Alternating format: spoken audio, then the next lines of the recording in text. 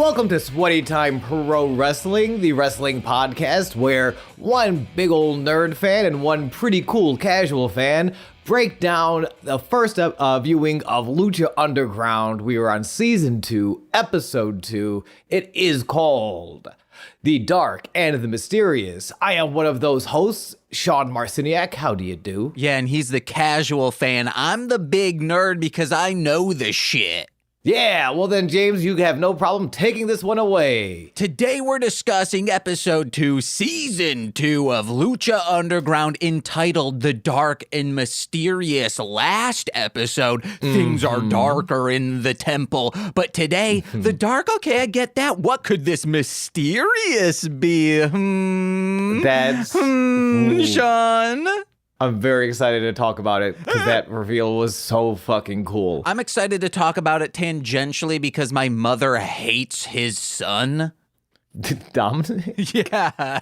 There's like, okay, so we spoiled this mysterious, but that's okay. Hopefully you watch this episode because it's very good and you can go to Internet Archive and find it for yourself.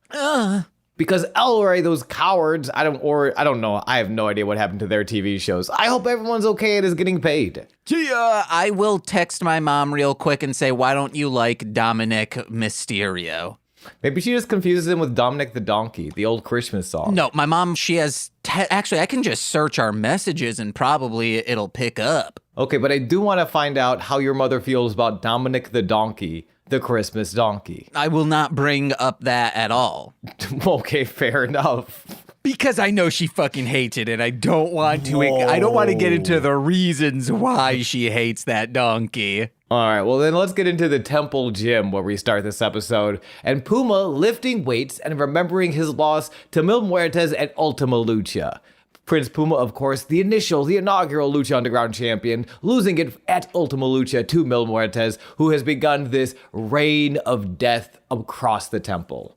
Penta comes into the gym and interrupts him because he wants to thank him. He wants to thank Puma for helping Penta one last time please his master.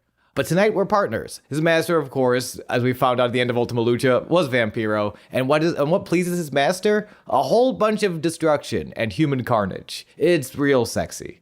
But tonight they are partners, and they will continue breaking bones for Penta's master. After we finish the Disciples of Death, however, the next will be you, Puma. That's right. Penta is coming for Prince Puma and Mil and the Disciples of Death and your mother who does not appreciate Christmas donkeys. Pentagon's coming for everyone. There are no alliances. There are no friendships in Penta's life, only momentary alliances. Penta's in his power era, i.e. power from Chainsaw Man. Okay, yep, I've seen that show and I'm ready to make bits about it. So power, the gist of Chainsaw Man, there's demons, there's police that kill the demons, and Chainsaw Man is imbued with a demon, and Power is sort of a demon as well, but she just loves to kill. So she's like, okay. Oh, wait, I can kill the demons. All right, I'm going to kill the demons if you want. And that's Penta. Penta is just chaotic neutral, I think, now, instead of like chaotic evil.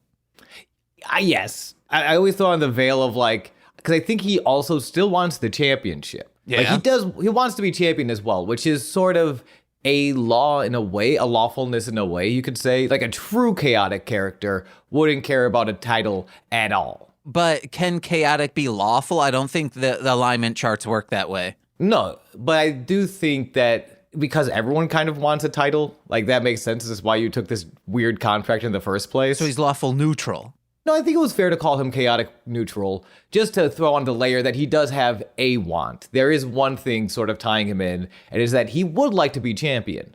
He would like, I think he, like, we'd have to ask him, would he rather please his master or be champion if he had to choose? Okay, but Daredevil is also chaotic neutral, and he wants chimichangas, so, you know, you can still have wants and be a little chaos, man. Daredevil that's not Deadpool, Deadpool. Damn it. Daredevil is also chaotic neutral because he's in it to get the win, i.e. in the courtroom, and he'll do anything possible.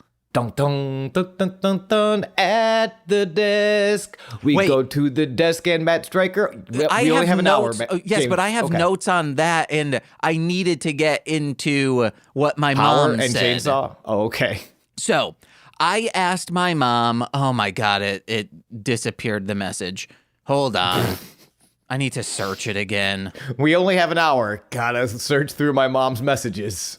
Everybody's hooked on phonics onto this Dominic Mysterio, Dominic the Donkey. Sean, I can Yes. edit this. You could just not say anything and it would be edited out. Now I can't, you jagweed. And it's not my fault. It's Messenger's fault. I had it and then you took so long talking about Dominic the Donkey or whatever that it What? went to black, okay? I asked my my gosh. mother, are you still Yes. watching WWE? And if so, how do you feel about Roman Reigns being the champ for so long? She responded with, he may be the longtime champion, but Brock Lesnar is the highest paid wrestler and can play either Raw or SmackDown. I'd rather watch Roman Reigns than that baby idiot Dominic Mysterio. Baby Idiot is my favorite post grunge band in the late 90s that were still doing some pretty fun pop punk stuff. I'm trying to say, James, you want to join my band? It's called Baby Idiot. Okay. Sweet. We'll write songs later. But first, let's get to the debt. Oh, and Yes. they do have a fight. Oh, wait, I also, yes, I remember I had notes on this as well. Okay, I thought you just had Dominic Mysterio notes. No, so Dominic Mysterio is my last note, but since it was brought up, that's why I brought it up now. They're teaming up, guys, and then there's this fight. The choreography is amazing, and Puma is, in fact, like Drago last season, he is a real Puma man. Wait, was there like Puma sound effects? Yes, he's growling when him and Penta are fighting. Conan is no longer in the temple, and Puma is off the leash, baby. He's going. And he does. Henry was freaking out. He's like, "Where's that noise coming from, sir?" Aww. He was coming from that sweet backflip kicking man, Prince Puma, who will tag with Pentagón Jr. later tonight.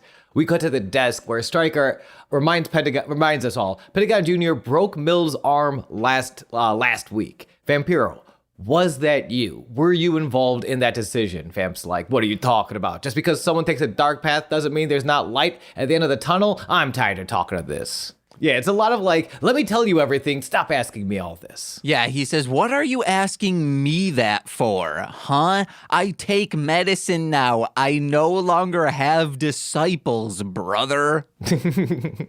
I've been cured of my desire to lead a cult. Let's just get to the first match. Johnny Mundo versus Killshot. And Killshot, fucking so cool. Again, Swerve Strickland.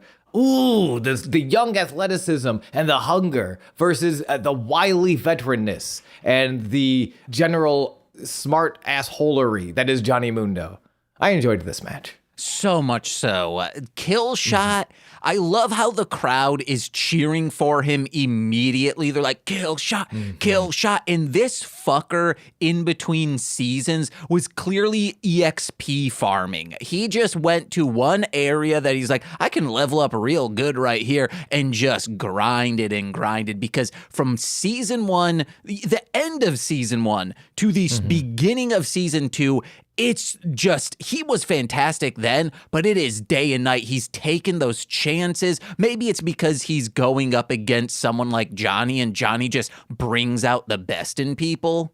I would wonder that if I didn't know what he was doing now in AEW. I think where he has continued to like EXP farm. You know, after this, he goes to after Lucha Underground, he goes to the WWE, where he becomes Isaiah Swerve Scott, and he does well for himself there. But like, especially this last year in AEW, he like visually, he's put on a lot of good weight. Like not like he's still very mobile. He still does all the stuff he can do back then, but he's just bigger, so he looks a little better for TV. He's straight called his shot of being the first Black AEW World Champion. He called his kill shot. He called his kill shot, and like is making the moves like on the microphone, in the ring, Like Mick Jagger. visually, like Mick Jagger. Like I think there is a through line of his career of just EXP farming. I think that's what he does. He's the Geoff Darrow of pro wrestling. Okay. Sean, get cultured, you What the fuck swine. is Geoff Darrow, you Don't insult me and then not tell me who Geoff Darrow is. Comic book artist, very good Shaolin cowboy, Rusty and Big Boy. Okay, and he has like a history of self-improvement? Yeah, I watched a short doc. Nicole was friendly with him. He's very big. He did most of the concept art for The Matrix. And hell yeah. he just would come to Chicago Comics and hang out. He did some signings. Nicole talked to him, and she has said the most humble of any comic book artist she has ever met. And in this documentary, he started working at Hanna-Barbera doing all the like spaceship stuff.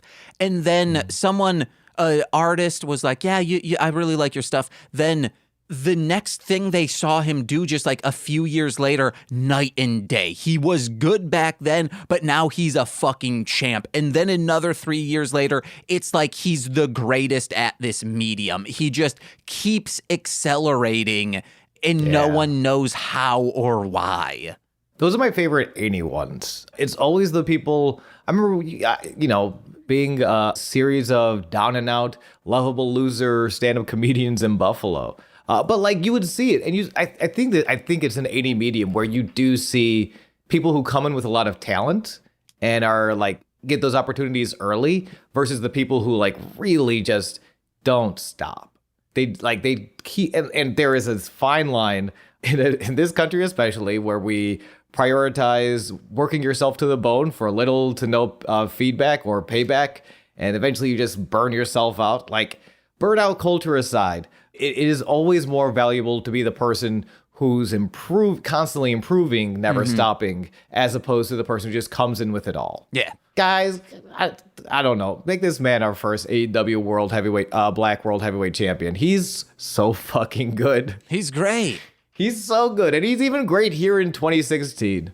But what he's missing is Vampiro's true approval because, unlike Johnny Zero, yeah, guys. Oh, what? How dare you? Killshot is not arrogant, cocky, and he clearly cares. Johnny's arrogant, Johnny's cocky, and Johnny doesn't care. So, Sean, let's say we'll put this out into the ether. Vampiro, are you listening? He's probably not. He's recovering from onset Alzheimer's. What? Never mind. Not gonna do the bit. You piece of shit. You want to know? No, still, hey, Vampiro, we're better at this talking. Yeah, that was on purpose. Yeah, I was going to say we were going to really like dive in to earn his respect. I was going to say we're better than you. I've never wrestled a goddamn day in my life, but I bet I could jump off the top ropes better than Killshot could. And I don't care about the harms that my body could do because I'm on a little thing called Medicare. You're going to say a little thing called thin gravy. No. Why did you think that would earn us his respect? Because we're going to be arrogant, cocky, and we don't care. That's what Johnny Zero did, and that's why he now respects him. Yeah. It is... He said it in the TV show. I will say this. I don't think Killshot, because Vampiro does go into it. It's weird. It's not that Killshot is arrogant like Johnny is. He's arrogant with youth. You know what I mean? He's arrogant with inexperience. So he does do the things like take too long in between moves and kind of poses down. And it's like, no, you just gotta, you gotta stop being so young. Just like James is when he called out the entire Lucha Underground cast for not being as good as he is at things he's never tried to do. Yeah, I don't need to. I'm just naturally gifted, bitch. Fucking get it. I also want to call out real quick, at least one spot where the crowd, and you talk about like the crowd really getting hot for a kill shot. They were so loud. It's when Johnny is kind of on the second rope and Killshot shotgun drop kicks the shins out from under him, leaves him hanging like a gargoyle on the second rope. It's fucking brutal. I think, what is it? Super kick, jumping DDT, 450 splash, for a goddamn 2-fall. Yeah, man, that was so cool. I even had most of what you just said correct written down. I thought he did a 720 frog splash. Ooh, I think I always forget it. Honestly, because I always confuse 450 and 630 all the time in the first season. You may have noticed that. It wasn't a mistake. It was an Easter egg now. Sean, no one noticed it. No one's fucking listening. But guess what? It doesn't matter. We still have the best numbers than any podcast out there. I'm now talking like Trump. I get why he does it. If you're ever wondering, 450, you'll land on your stomach. 630, you'll land on your back. Oh, I'm no. helping. I'm the, okay, so if Trump is Trump, who's the guy that's just like, I'm never going to win, but here's a fun fact. What's his nuts? Oh, why can't Bernie? Bernie Sanders. Yeah, I'm the Bernie Sanders. I'm never going to win, but like, here's something fun about seagulls you might not have known before. And talking about all these numbers, what a way to start my day at 6:30 a.m. than watching this. Wowzers, I was rip-roaring excited. Let's fucking go. It was very cool. The finish was also very exciting. It's ref gets bumped. Johnny vaults a running kill shot over his head, who would have landed on his feet if Johnny didn't raise his back leg to simultaneously kick him in the nards as Killshot landed. Ooh! Springboard Enziguri follows up Fin de Mundo for the 3 at 4 minutes and 25 seconds. Johnny wins, baby. And Johnny picks up the mic and he does what he does best. He does what he does best, which is belittle a man's trauma because, I guess belittle a demon's trauma because he picks up the mic and he says, this was fucked up. Hey, Mill, you know that fatal earthquake that one made you a demon but also killed all your family? That ain't nothing, brother. I'm here. I'm stronger than that quake, you piece of shit. I also have Johnny's apathy to trauma in my notes as well. Thankfully, there's a man coming out here who's not exactly a man. James, what is this guy? Yeah, you're a machine. Okay. Thank you so much. Thank you so much. The fucking machine is here, baby. Brian Cage. Yeah. I think he's also EXP grinded because I feel like he is a lot more confident on the mic this season. He just sounds a lot better and he sounds like a man and not a machine. Yes, he sounds, and in the best way, right? Yes. Did you enjoy this? Okay, I want to make sure before I start shoving these words into your mouth. But yeah, he sounds natural. He sounds like he's actually speaking. It doesn't sound stilted or scripted or like I must be. No, he sounds like he sounds like a real fucking bad dude who has some fucking bad intentions. He feels good to be back at the temple, and unlike our champion with his stupid dead fucking family, I'm 100%. Nobody broke my arm last week. It calls out Mill directly, which I never thought about, especially this Cage, this very bad but fucking human Cage versus Mill. Oh, man. I think you called this out last season, be like, yo, this would be a match. And I was like, I don't know. And no, you were correct. This would be a fucking match. Okay, we've compared this to Tekken storytelling so much just in like the wildness, but this is Tekken 2. A new champion has risen, and now everyone's like, well, we have to take out that champion, right? They're much worse than the last one when it comes to morals and everything. This is just so fucking good. On Cage Match, I brought it up because I was like, is that Rey Mysterio? There are people saying, not as good as the first one. What the fuck are you idiots talking about? I mean, they're probably bummed that all the matches were so short, but I agree. What the fuck are you idiots talking about? It's the hard thing when judging Lucha Underground as well, is that this is a show that's like, it's not strictly for, it works for your like, long-term wrestling heads, but it's so good for picking up casuals who just want a good TV show with some baller-ass fucking action sequences. And then Cage and Mundo fight a little bit, and Cage hits Mundo so hard that he spins in the air at least a full 360, lands on the ground. And Vampiro said one of two things. There's one word that I couldn't get. He either said, It's like when a transport truck hits a minnow or a pinto. One of those is apt, the other is just wild. If he said pinto, that's another car that makes sense. But a transport truck hitting a minnow, i.e. a tiny fish that when you're in children swimming, that's the lowest level of swim capability you can have. I hope he said minnow. And just a reminder for all you drivers out there driving at the roads tonight, make sure you watch out for minnows. They don't belong on the road and they don't know what they're doing. Please don't strike the minnow. Mm-hmm. And at this point, I wrote down, I wish we recorded this, not released daily, but I wish we recorded daily just so I'd be able to see every episode. Yeah, it's so fucking good. As it stands now, you're going to cancel this podcast tomorrow, assuming we don't get the viewers tonight. Yes? Oh, we don't need the viewers, baby. We're already the best. Actually, you want to know? Yeah, we're already the best. I'm canceling it. Make podcasts great again, baby. Excuse me. I'm bleeping all of that. I don't know. Okay. I'm going to insert you saying you did bring him up. Yes, but I was being like, oh, I'm sounding stupid, but I don't. It's just gross when people do that. I will censor that slightly, and I'll find a part where you say America, and I'm just going to plug that in. That is so much more work. I'll make Steve Barnes look up when you've said America. God, he loves me. Cage poses at Mill. Cage wins this segment. Cage is posing down. Johnny's tactically retreating. Shit's crazy. We cut to an office with washed out yellow and green lighting. And we see a woozy, sexy star tied to a chair. And we hear a creep laughing. Who could this creep be? Well, we've got one creep in our hearts on this show. And that's Marty the goddamn Moth Martinez. He is in a polo shirt with a sweater around the neck, classic prep style. Wowzers. Like, I was not prepared for this look, but okay.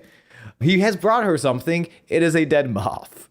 He says, don't be afraid, sexy star. All of this is for your own good as a caterpillar morphs into a butterfly. Marty's sister says that it's almost time to return to the temple, and we will be coming with you. E-ah-oo. I didn't get exactly why he made those last sounds. And I'm also very curious, we haven't heard anything about his sister. In the last episode of season 1, he brought up his sister, but we don't know who it is. My only fear, it would be wild and crazy, that he is his own sister just in drag. Ooh, we do a sort of Psycho, end of Psycho. Uh-huh. But instead of the spoilers for Psycho, sorry guys. Oh, whoa, I haven't ever seen that parodied a billion times. I guess I hope it's not, but I could also see them making that work. Yeah. Doing the Psycho end on it is very interesting. What if it's Melina the Moth? Melina the Moth. Oh yeah, she debuted at the end of last year. Yeah, it could Melina's be Melina in the the temple Moth. somewhere. We gotta find Melina. She's somewhere in this temple. We cut to a video package, aka Memories, where the wolf fears nothing, and 3 cool motorcycle boys park at the Pink Motel. The narrator lets us know that he is addicted to danger and loves fighting with those other 2 motorcycle boys in the Pink Motel parking lot. It turns out they take off their helmets. They're luchadors. Man, this guy's looking for this next thrill, and he's gonna get it at Lucha Underground. The Darewolf PJ Black fears nothing and will debut tonight. PJ Black, formerly Justin Gabriel, was with WWE since 2008, competing in the first season of NXT. Oh, I wrote Justin Gabriel in my notes twice. It's Justin Gabriel, PJ Black, the Darewolf, the wolf who dares. He's not doing this for money. He's not doing it for fame, and he's not doing it for recognition, because here at Lucha Underground, you ain't gonna get any of it. None of those are included in these terrible, terrible criminal contracts. Unfortunately. And we do, as you said, it's the Darewolf, PJ Black. He fears nothing. I really want to see if this melds well or is diametrically opposed to Pentagon's Zero Fear. I mean, and Pentagon is still in a place where nothing melds well with Pentagon. We'll get into that later tonight. I'm curious. Well, we'll find out a little bit about it as we see him in action fighting the Mac in his debut match. Vampiro does not know this guy. Like, what the fuck is what is a Darewolf? And I did have to stop. I didn't stop to think about it until Vampiro brought it up, which makes me think I'm not a smart person. I'm like, oh yeah, Darewolf is not a word. It's just a pun on werewolf. Oh yeah, but he's daring. Oh. It's my favorite Warren Zevon song, Ah Woo, Darewolves of London. Yeah. Hell yeah. I'm getting into, we don't have time to get into it. I'm getting into my Warren Zevon phase of life. I'm really kind of about it. Guys, Warren Zevon's cool. Sean's turning into a boomer rock guy. Yeah. Sorry. When you gonna start rocking Kiss? Dude, that's the first concert I ever gone to. Have I told you that? Yeah. Okay, cool. Just checking. So I've been a card-carrying member of that army for a minute. Detroit Rock City was one of my favorite movies to watch and to masturbate to. Shouts out to the woman in the parking lot. Oh, okay, that's fine. I guess no. Don't just shout out people you've jacked off to. I thought you were gonna say like Natasha Lyonne or the woman who was also in 2.5 Men. That's a good rule for this podcast. I will carry forward. Don't just shout out people you jacked off to. I technically shout out someone I jack off to a lot, but I'm not shouting out to her because I jack off to her a lot. Yeah, no, I forget this woman's name. I think she's Gene Simmons' wife. Yes, I believe so. Yes. Yeah. So it's terrible that I don't remember her name. All right, you know what? Shouts out to a different. I'm gotta stop shouting out people I jerk off to. I thought you were gonna say, all right, never mind. Shouts out to Margie, and I'm like, you can't do that either after this to that. I was gonna say Joanna Angel, but real quick, the first concert you ever went to, people in face paint. First concert I ever went to, people in face paint. It was Twisted. That's cool. Hell yeah, fucking face paint. Shouts out to face paint. Whether you're Pentagón Jr., Old School Vampiro, Twisted, or every member of Kiss except for Gene Simmons. No shouts out to Gene Simmons. You seem like a bad person. No, he's a businessman, okay? He's good at business. All right, Nick Kroll's sign-off for his production company.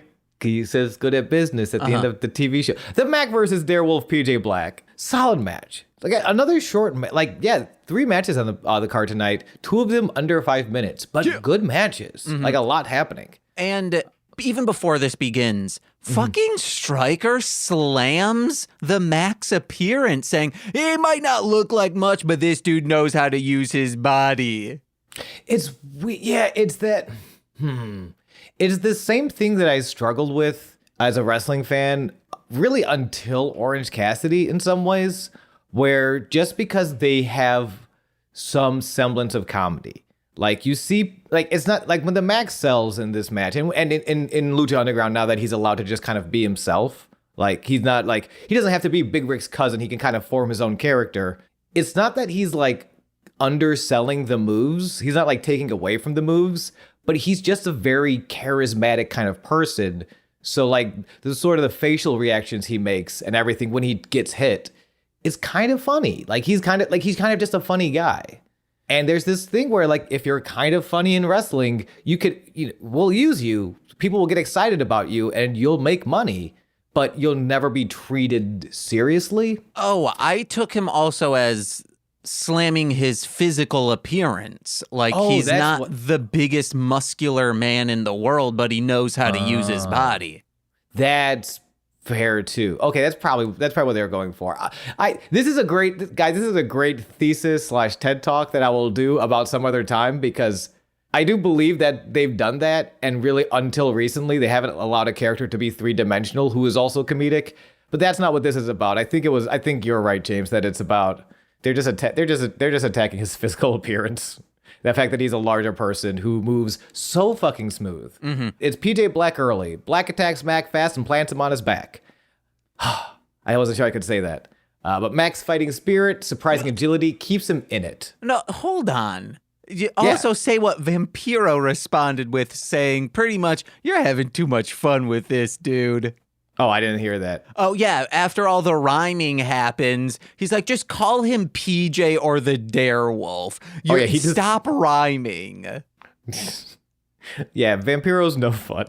But yeah, Mac stays in it. Like, and you forget, if you have not watched the Mac, because until recently he was not on, he's so fucking good. He's not on TV enough, and it's a goddamn shame because he's so good. Single leg drop kicks, float over arm drags, Samoan drops to moonsault, that keeps PJ Black guessing. He can power wrestle you, he can lucha wrestle you, he can just do anything. Black lands on his feet, out of a German suplex, gets behind, rolls through with a Blue Thunder driver, aka Black to the Future, only for a 2. Well, real quick, you were saying like, hey, you don't see Mac a lot, or back then you didn't see Mac a lot. I think that's what you were saying. So yeah, he's on ROH. He's on ROH now. ROH, it's not technically on TV. They have their own. They're owned by AEW, but technically they're on their own like streaming service. It's weird. So back then you probably weren't seeing a lot of him, as you brought up, but also as Vampiro brings up, he's right. The last time we did see Mac, his head was being slammed through a cinder block. That is true. It's crazy how nothing is brought up besides Vampiro saying that his face didn't need reconstruction. He doesn't have a bandage on just to be like, hey, it's a little boo-boo. Just give us something. Yes, it's been maybe 3 months since the event, but... 6 months. Okay, you want to know what? 6 months? You're fine. Yeah. Yeah. He had a whole 6 months to recover. Yeah, no, it's weird. I mean, I guess you can kind of see it in where they are. Cage is allowed to like fight. Like that's the big sort of takeaway, is that Cage is allowed to fight for the title. Max sort of has to earn his wins back again. But we're happy to see him. No bandage or anything necessary. By the way, top rope blind salt. I don't think I've seen Justin Gabriel, aka PJ Black, before. He looks good. Top rope lion salt looked real cool. Oh, yeah, I loved this. And Vampiro was bringing up, how come all these dudes from South Africa love doing like little leg whips and handsprings? Yeah. Strikers like, that's just what they do. He should have said, regional wrestling, Vampiro. Things can be different. It's not. Well, the weird thing is, I wonder how much of it is regional and how much of it is like a stylistic change of like the indies kind of coming out. And really, because I feel like a lot of it you can kind of tie to what Johnny Mundo is doing. I think we talked about in the last season, sort of like one of the things, I need to find this interview, that he was really passionate about in wrestling was bringing in non-wrestling influences.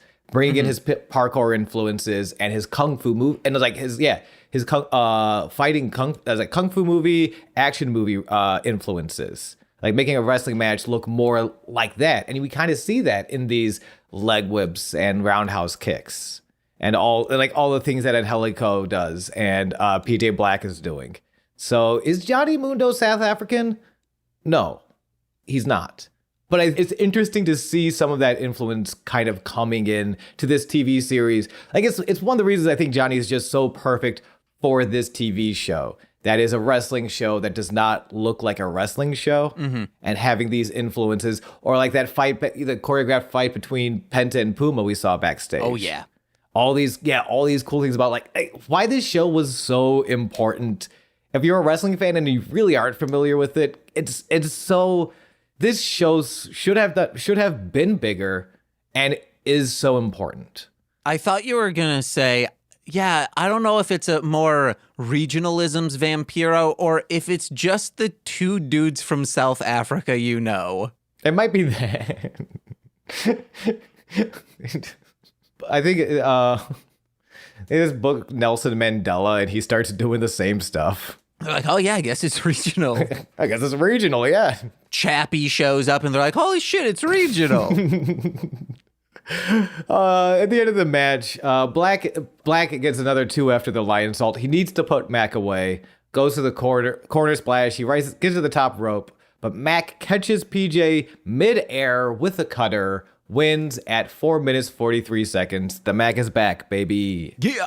And one of the things I loved the most about this match is people started getting on PJ's side. Once he started hitting the mat a few times, they started yeah, let's do this, baby. And it's a very different vibe of other stuff I've seen, like in ECW early on. If all of a sudden a WWF person showed up, they're like, oh man, fuck you, you're from the Fed. These people just love great wrestling, and once you prove that you are a great wrestler, they're on your side. Definitely. I absolutely agree with that. But I would also wonder if some of that is, he was in WWE for a long time, but he wasn't on TV a lot. So they may just not know him. Okay, that could be true. No, these are wrestling nerds. These tickets were free. These are wrestling fans. There's probably a lot of nerds, but I don't think it's exclusively wrestling nerds. No, because these sold out so quick, you needed to be on there. So you needed to be on the mailing list to know when things are available and be at the ready. At least that's what I've seen from the old Reddit posts that I looked at. Which is more research than I've ever done for this podcast. Yeah, so I will defer to you. See, I am the nerd and you're the cash. Yeah, baby. All right. Or I'm just more chronically online than you. Well, that's because I'm too busy chronically at the bar with a masked woman as she enters, narrating and remembering a whole video package. She's been called many things. She is cold-blooded, sinful, evil, sexy, venomous. Truth is, she's all these things. And together, they make her Cobra fucking Moon, baby. She's kicking ass in a snakeskin jacket while eyeing a set of precious metal somethings. I don't know what that is, but she's coming next week. I'm very excited. Cobra Moon in the future will be known as Thunder Rosa in NWA and AEW. She's been out on injury forever. I think she's on the Spanish announce team right now. She's so good. She's very cool. Cobra Moon. I'm very excited to see Cobra Moon. Hell yeah. I do have an issue. Wait, actually, hey, real quick. Do you know what, we've talked about him before. What was his name? Big Dick Rick? What's his name? The dude? It's Big Dick Johnson. Big Dick Johnson. The guy who jerks off the kendo stick of Sandman. And I found it's the best gif, and it's so hard to find. Well, during this time, do you know what he was up to?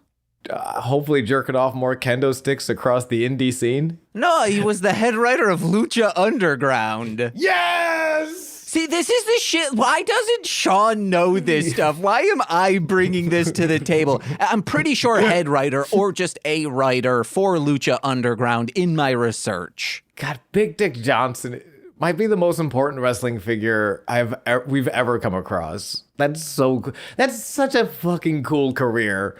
Hey, what are the two things what are the two things you've done in your career? List two things you've done in your career. Was responsible for the GIF that WWE refuses to allow surface, where I jerked off the Sandman's kendo stick. Also, I was head writer for, again, such an important wrestling show. Like, this show is so good. Perfect. Big Dick Johnson, salutes to you. Shouts out to, you know what? I don't often shout out people I have not jerked off to, and this will be no different. Shout out to Big Dick Johnson. This is a fucking guy. He was a writer on Lucha Underground. Hell yes. Christopher DeJoseph. Hell the fuck yes. And this is a quick criticism. When you have someone named Sexy Star who is just in a promotional package the previous match, you can't give a woman like, hey, I've been called a lot of things, and include sexy. If they had also said, and I've been known as a star, that's just rude. You can't do that, okay, guys? Rude. It did. You know what? I'm glad you mentioned that, because it did.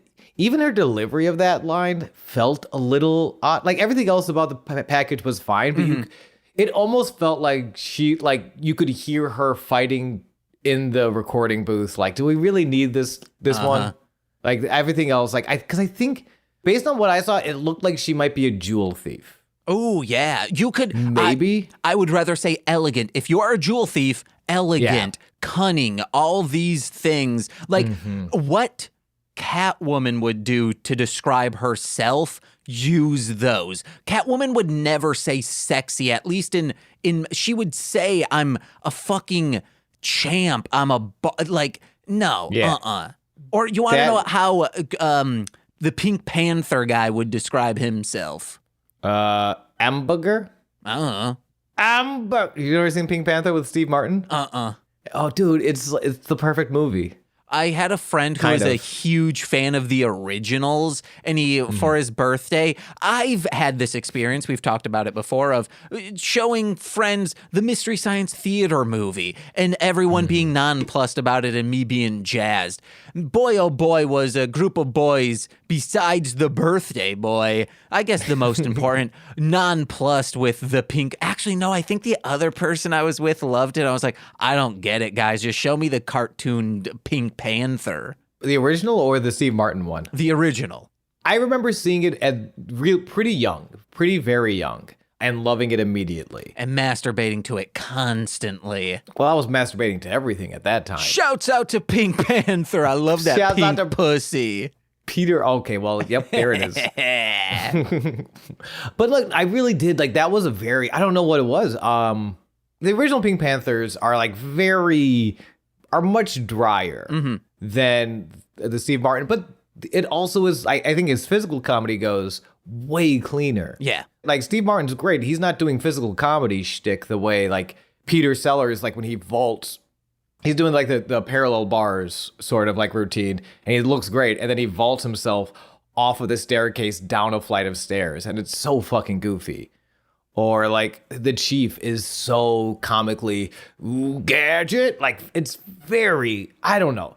It's fair if it didn't hit you as a youth. I don't know. I feel like it says more about me as a weird comedy kid who was yeah, I love this movie from the 70s. What do you mean all the kids are playing basketball and getting ready to talk to girls and stuff? I have Pink Panther on VHS. Why would I ever need to go outside? As I was one of the weird comedy nerds who was saying, yeah, during the summer, I stayed up till 2 a.m. to watch a public access show called Captain Jolt Soda. But those are two, what the fuck is Captain Jolt Soda? It was a public access show that was all kind of practical miniatures that they just kind of moved around and were like, hey guys, what's going on? It was wild. Most of it's on YouTube. Most of it kind of doesn't hold up, but it was just two dudes making a show at public access in, I think, Saginaw. I feel like those are two very, I think that. I don't know if that's the difference in our comedy nerddom because we appreciate both, but it is, yeah, we're just no, I'm watching these old school, old man, boomer ass comedy. You could, if you told that child someday you're going to get really into Warren Zevon, no one would be surprised the way I'm watching these boomer ass comedies. Meanwhile, you're over here plumbing the depths of public access for Captain Jolt and his just absolute oddities.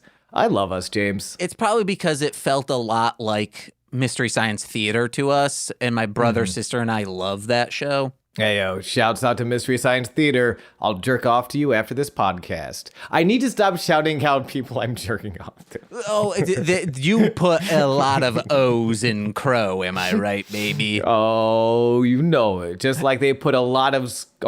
Yeah, just like they put a lot of product on luchaunderground.com where you can right now get t-shirts, caps, and more. And you better believe the more are gravy glasses, freshly hosed duffel bags, Drago masks, and plated moths. But the plated moths sell out instantly because they are very well plated moths, and just the plated moth community really love that. I don't know if that's the terminology for putting a moth in a shadow box. Yeah, I don't know why you also had to slip in a very real Drago mask. That's just a good product. Yeah, I would hope they would have that. That's why I put that in. By the way, if you're ever listening to this podcast, buy me a hat. I want a Lucha Underground hat so bad. And send it to our P.O. box. It's in the description. Just email me and let me know that it was sent. Really, any trucker hat? I'm starting to get into that side. I'm in my boomer rock phase. I wear trucker hats, and I'm really into the Pink Panther movies. Oh man, you love Ashton Kutcher and Punk'd. Well, that's not a good celebrity to reference today. We got a 3-on-2 match, Sean, and they only need one, okay? I'm very excited. I'm very excited for the Disciples of Death with Katrina versus Prince Puma and Pentagón Jr. While Mill is also excited, you can see him slightly sit forward on his throne surrounded by skulls. Even before the match starts, Puma's staring down Mill. Vampiro is suffering a PTSD flashback describing Penta as he enters, but Penta has found a light in his dark path. Matt, why would you ask me about that? Doctor's orders are that I cannot talk about Pentagón Jr. Matt, I'm not trying to start a cult. Get that Kool-Aid away from me. Yeah, everyone was saying, oh, Prince Puma's alone now because Conan's not here. And Vampiro says, nah, man, he's not alone. He's got somebody with him who's been schooled. Yeah, Pentagón Jr., baby. It is really nice to see Vampiro defending Pentagón Jr. Because Vampiro loves the heels. He loves the bad guys. Mm-hmm. And Pentagón Jr., not really. It's so cool to see this tweener play out. I feel like, I don't know, maybe it's just my childhood memory of wrestling. I feel like there is some struggle with commentators calling for tweeners, which are in between babyface and heels. Like these sort of anti-hero characters. Deadpool, we mentioned earlier, would be a great example of a tweener. Mm-hmm. So I don't know why, maybe this just stands out to me so well, a Vampiro being like, he's not a good guy, but he's not bad anymore. We promise. It's new and improved Pentagón Jr. in store shelves today, right next to the Drago masks. We've talked about this Vampiro documentary before, and I think that documentary, you see him discussing and talking to other wrestlers backstage, specifically Pentagón we see, I believe, and Johnny Mundo, and he is so compassionate and nice and just a genuine human being to these two people. Obviously, hey, Mundo, you and I were of the same ilk. I'm so glad you're here. You came out for this AAA Mania shit. And then to Penta, he's like, hey, man, it feels like a uncle-nephew relationship of I just want you to be the next big thing. And I think that has painted my view of Vampiro now in Lucha Underground so much better than when we initially started this of, hey, he's just a crazy person, just a wacky little guy. But no, he's someone who loves this sport so fucking much, and he loves the people in it. Absolutely. And it comes out, I think, because we were sort of coming around to their commentary even before we saw that documentary. Oh, yeah. And I think, and it was one of those things we can't really put our finger on it, but looking back on it now, it's because they both love it so much. And you can see that it's so easy. You can see when someone wants to do something and is excited about doing something. Going back to the one word in that Cobra Moon promo of sexy, you can and you could hear it being kind of why this word? We can find something else. I'm a firm believer you can always tell when someone's having a good time and someone is impassioned, excited to do something, and it reads. It always reads. It's whatever you're doing. If you are ever in any form of performance or public speaking and you don't care, we don't care. Mm-hmm. And Vampiro, compassionate is a great word for it because he does. He cares. They both do. They care so much. And it's one of the things, again, it's just one of those things that makes this show feel so special. I think one of the hard things for me to describe as someone who doesn't actively watch a lot of WWE in my wrestling right now, and there's great stuff happening for WWE. And if WWE, you are watching it and you're enjoying it, or that's what got you into wrestling, that's awesome because that's what matters. But there is a different feeling, and there always will be, when it's this large established company versus a challenger or an up and coming. And one of those differences is that you need that sort of passion and excitement and compassion for each other because it's an uphill battle. Like, you need that part of it. Any sort of like large company side of things can be a little cold, can become a little mechanical, and that's not here at all. And it's just so good. It's so good to watch. I like describing it instead of an uphill battle, an upwell battle, kind of like Sadako. That's how? How did you get, how? I don't... Because she's having to crawl herself up out of adversity because her father struck her in the head and locked her in a well because she was getting too psychotic or psychologically powerful? I don't know. Sean, I will keep referencing this fucking movie until you watch it, and guess what? You'll be the one referencing it. I got 2 weeks, or not even, like a week until Halloween. No, it's in every day. Nicole and I think we probably watched it in March and then watched the other two shortly after. Yeah, but you two are freaks. Yeah, we're little freakers. All right, Sean. Yeah. I have one thing before the match even goes, then one thing on the match. First, I think I wish the disciples had more personality. I wish they could talk, or I wish Katrina would talk for specifically each one, because I don't know who is who. They don't have such a wildly different look. They're all skulls. They all now have different color skull masks, but who knows? They're just a single entity, and maybe that's what they want it to be. But I was going to say, I think that is the point. I think that, but it is, I do think, an improvement, to be critical, because I'm going to be critical for a second, a vast improvement from the goons of last season. Last season's goons were the crew. There were a couple moments that were really scary in some of those matches, of like a trio that's like, that work best in tandem and will work together for the benefit of their benefactor.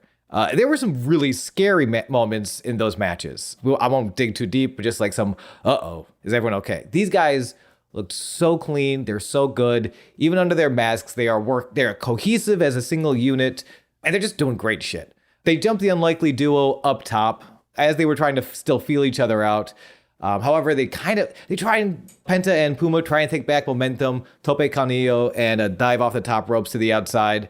However, whenever Katrina raises that mystical stone of hers, that magic rock, the Disciples of Death stop going for the win and opt for more violence, which is a really nice little detail of, hey, this isn't about winning a match, it's about hurting our competitors. And I love stories when the two forces have different goals that sort of intersect each other in weird ways. Penta and Puma want to win. They want wins in their columns so that they can challenge for the title as a ranking system would go. The Disciples of Death don't care. They just want to hurt these two. It is a lot of Disciples of Death just kind of bullying Puma for a long time. Double team backbreaker, kick to the ass, reverse suplex. Eventually, Puma has to dig deep, neckbreaker DDT combo, fight back, tags in Penta, who is a house of fire. Everyone's eating the overhand chops. Slap, overhand chop, slap, overhand chop, slap. Katrina gives a nervous side eyes like a Scooby-Doo painting, which only happened in the background, but it was like, That was some great nervous painting work by Katrina there.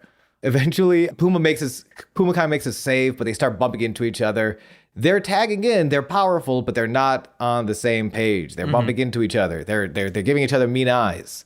Toward the end of the match, Puma Fire Thunder Driver into a 630 splash, but while Puma was on the top rope, Penta makes a blind tag, and after the 630, rushes in and takes the pinfall for himself. Penta and Puma win at 7 minutes and 33 seconds. And after the match, these egos are still jaw-jacking. No! Until they ain't. Penta hits the lug blower, puts Puma in the sacrifice arm bar, but Puma arm drags his way out. The first man to escape the sacrifice. Penta ducks a spinning roundhouse kick, escapes, and they are staring at each other as we fade into a new scene. A hoodie man behind a candle and a mysterious voice speaking to him. It's not that mysterious. I mean, it actually is mysterious. Hey, you said you had one more note. I wanted to make sure I didn't skip it. Yes. First, Vampiro about something said, "For once, I was right." I don't remember what it was. It was about the Rock. Oh, okay, yeah. Vampiro. Shout out to Vampiro for making that call. Coming to Vampiro. I didn't even. Every time you say shouts out, that's the bit for this season. That's the subtext, huh? And then Vampiro saying, "Why would you kick a guy in his ass? I don't get it." And when Pentagón just takes off his glove and just starts smacking people, that could have been played up even funnier, but it was very good. Wait till you see Pentagón in the year of our Lord 2023. The glove bit has, much like Swerve or the comic book artist again, what was his name? Geoff Darrow. Much like Geoff Darrow or Swerve, the glove bit only grows with age, and we love to see it. After this match, there's Hoodie Man behind a candle, mysterious voice in the most literal sense is speaking to him.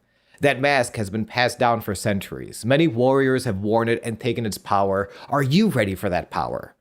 Because Dragon Azteca was my mentor too. I was supposed to take that mask, but I had another path. Now is the time for you to walk yours.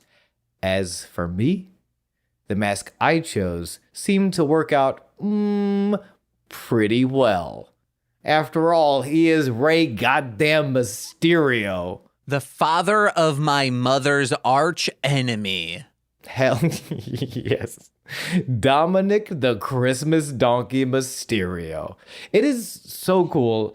There needs to be an actual documentary, not filmed by the WWE, of Rey in these couple years just doing everything that he possibly could outside of WWE. I don't know exactly why he didn't sign this contract, why he was at AEW's first, before it was AEW, when it was just All In, before the company actually got formed and they just did a pay-per-view and he's in the main event. It's so wild and so weird to see Rey Mysterio not in WWE at this time. But I'm not saying PJ Black wasn't a great pickup, but Rey Mysterio, that's a needle mover, you know? That's a ratings draw. I'm very excited to see more Rey in the upcoming weeks. And I'm very excited to sign off on this episode with you, James, and to talk about all the things we could plug. For instance, a Twitch channel called twitch.tv/GooseVonKaiser, where you could watch, maybe a guy like me play something Dark Souls 3 right now. But that's a great game. I don't know why I undersold it. Yeah, come on, check it out. Twitch.tv/GooseVonKaiser, baby. Hey guys, head over to twitch.tv/mostly speaking Sentai. When I have time, I think I'm going to start doing all the Ratchet and Clank games. Hell yeah. Those games are good. Because I needed a game that I will have fun just sitting down and playing endlessly, no matter what, just picking up. If I have an hour, I can just go grind for some bolts so I can level up guns. It's fun to do. But hell yeah. Check that out. Then head over to MLMpod.com just MLMpod.com to find out information about my other free feed podcasts like Mostly Speaking Sentai, Formulaic, Sweet Child of Time, etc. And listen to Death to Squids on this same podcast feed with Jose and I. Listen to my music under Marshland Monster. New singles every single month this year, even some EPs. And Patreon.com/MLMpod, where for $5 a month you get exclusive content every single Friday. This Friday, engaged with Nicolas Cage doing Bangkok Dangerous. Yay, yay. And if you're a $10 patron, you get exclusive content monthly on top of the weekly stuff. This month is straight to Patreon, Hack-O-Lantern, a slasher movie from the 80s. I believe my new boss, Z, will be on that episode with us, aka Nicole's former boss. And you get shout-outs on every single free feed podcast with those $10 patrons. So let's begin with those, starting with Steve F. We Don't Have Time, Eric Meredith, Ranger Command Power Hour, Alex Z, The Waz, Orion, Jordan B, The Chaos Witch, my Bickle brother in common law, I think was just a best man at a wedding, Joshua Jacobs, I think I said Joshua Jacobs, Steve Barnes, A Sweet Child of Time, and Intro Void, James's mom, what? No, that's me's mom's. You know, she hates Dominic, Mysterio. Lil Cor's BFF and former roommate Shane. That fed twitch.tv/core winning. It's Corwin. And from the Rom Complex and Formulaic, a podcast and script writing, twitch.tv/R2Shelby2. It's R2Shelby2. And I've been James. I've been Sean, and this has been Sweaty Time Pro Wrestling. Ooh, I like that roll of the R. Oh. I'm gonna shouts out to that noise. We'll see you next week. Bye. No, he's jacking off to my voice. Bye.